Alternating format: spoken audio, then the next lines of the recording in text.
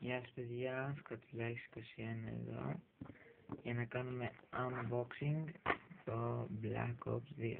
Sorry για το φως. Ωραία, όπως λέει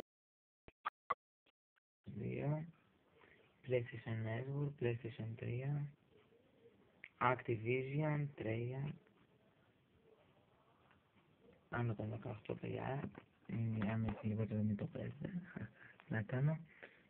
Τύπος για το campaign, multiplayer και zombies, κάτι που είναι πολύ, χαίρομαι πάρα πολύ.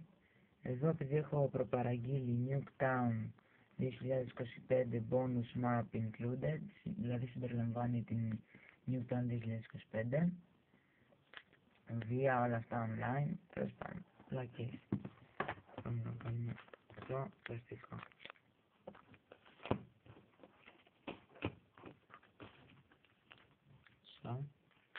Θα κουμπάω λίγο εδώ.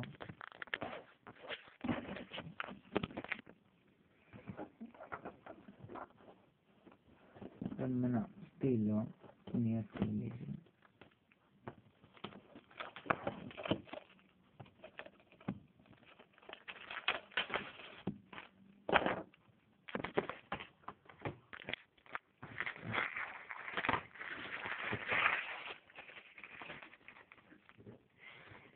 Πλαστικό, τι ωραία. Ωραία, κοίτα το κόλλησε αυτό.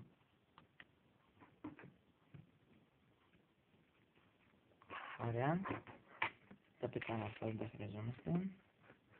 Και ανοίγουμε το κουτί. Black Ops 2. Αυτά είναι. Εδώ διάφορα χαρτιά.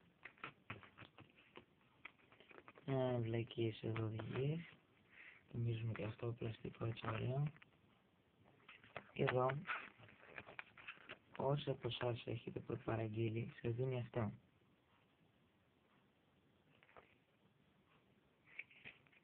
Εδώ σας κρύβουμε τον κωδικό, μη πάρει και το κατεβάσετε, γιατί είναι δικό μου κωδικός.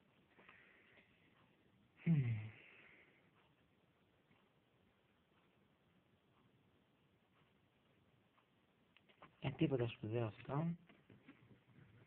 Το CD μας.